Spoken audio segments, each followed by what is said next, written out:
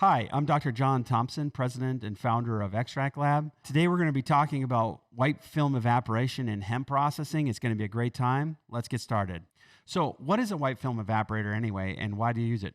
Well, a white film evaporator is used to make distillate. You know, that beautiful golden yellow CBD clear distillate that everybody loves? Yeah, that's what they use. It's called a white film evaporator. It's also called a white film distillation equipment, or CBD distiller, or that machine over there in the corner that makes the awesome CBD distillate, also known as that. So what is the process for making CBD distillate? Well, you need to start with good process and good quality hemp. Hemp without seeds, for example, or hemp devoid of sticks and stems, those will give you the best quality hemp CBD distillate. Once you have that hemp, you can grind it up, you extract it using CO2 extraction.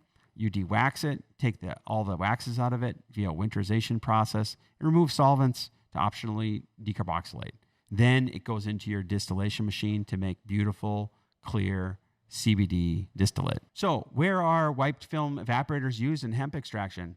Well, they're used smack dab in the middle of the entire process. This chart shows the process for basically creating end products for hemp. This is the hemp processing workflow. And you can see you get in your materials in receiving, you move them into quarantine, you do all your testing, quality releases them from quarantine, they start to dry, they're all ground up, then they decarboxylate, you extract, you take all the waxes out, and then you're into distillation. You can see downstream, a lot of people use distillate for isolate production. They also use it for broad spectrum distillate production. Broad spectrum typically is made with a chromatography piece of equipment. I'm not going to go into that now, but suffice it to say that distillate is really a key aspect to your operation because it will help you make products. A lot of distillate products are used directly in formulations, and then they're also used as feedstocks for downstream processes such as isolate and broad spectrum. So you may ask, how do I distill and what's the process for distilling CBD? This is a chart here that shows the process of what's happening inside of that white film evaporator. You can see that the oil heated coming in, winterized, it's then being wiped on a wall. These are wipers here, and you can see this thing is spinning around. When it spins around, it produces a very thin film on the heater wall. You can see there's a heater here, and as it gets hot, the thinner it is, the quicker it will get hot. It starts to evaporate. And you can see, depending on how hot it is, stuff will start to evaporate off. It gets into this space here, and it floats. There's what they call chemical potential, and it floats over there, and it hits this condenser. The condenser is colder than this heater, and so it will condense this gas back into a liquid. So that's the process of what's happening inside of the white film evaporator. Again, preheated CBD and terpenes oil enter the still. The wiper blade scrapes the oil onto the evaporator to make a thin film right here.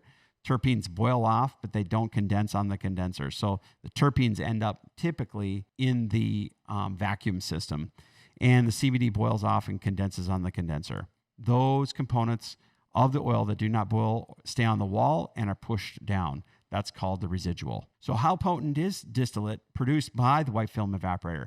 Typically, a white film evaporator can produce 75 to 85% CBD. It can be produced by a white film, and THC can actually reach up to 90% potency. Residual waxes, fats, terpenes, chlorophyll, plants, they are separated out and separated into a different stream. Terpenes that do not condense on the condenser will be caught in the cold trap, and terpenes from a white film, they're just not very desirable in terms of flavor and aroma. You got to realize that with CBD, any potency over 50% will basically crystallize. So you may start off with a beautiful looking golden clear oil.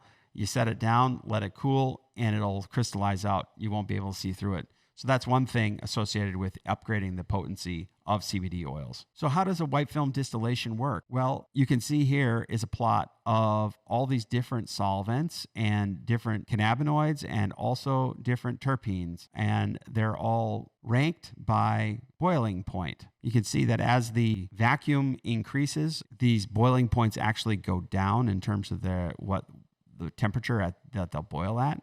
But what's more important is just the relative boiling points. Like, for example, ethanol versus THC. It would be very, very easy to, for example, flash off and separate acetone from THC using white film distillation. You would just basically set the wall or the heater at 100 degrees, and the THC would be in what's called the residue, and all of this stuff would be condensed on the condenser in the short path. So that's how it works. If you set your temperature anywhere, you can move this line, and the condensate or the recovered solvent will be on the condenser, and all this stuff will be in the recovered oil, which is called the residual. So how many white film evaporators are needed for hemp extraction operation? Well, that's something you need to think about as you're scaling up. If you're starting out with a 1-ton facility, our white film evaporator distillation, you need approximately one of those.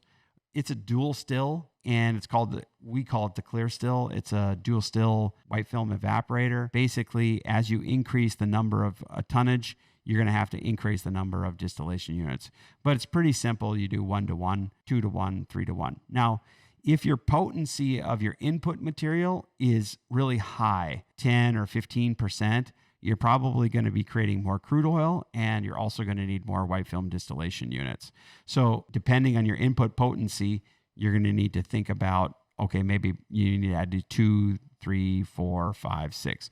So there's some assumptions there on how good your input material is in order to get a good number. So why are white film evaporators more scalable than short path distillation units?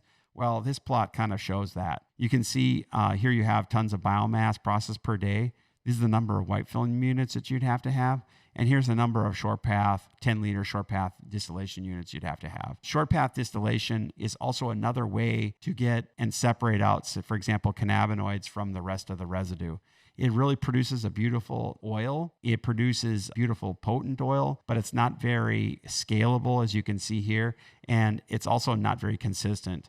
The white film distillation unit, the white film evaporators are pretty consistent. That's because you're always processing under the same conditions every time, and it's not a fractional distillation unit. I'm not going to go into all the details here on this. You can read our blogs, and you can also see some of the other videos that we produced, but that will help you understand the difference between short path distillation and white film. Hey, thanks for watching.